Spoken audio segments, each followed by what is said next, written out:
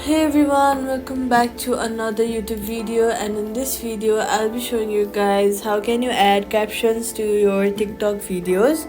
Go ahead and open your TikTok app. Now what you're gonna do is click on this plus button right over here, and then you have to record a video. Now you can speak whatever you want in this video, and yeah, you can stop whenever you want, just like that. Now you can speak whatever you want in this video, and yeah, you can stop whenever you want.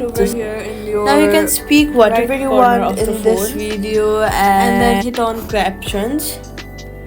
Now it will process your audio, and then you can also edit your language, your font style, and you can also click on remove filter words. Now you can speak you guys can add captions to your TikTok video.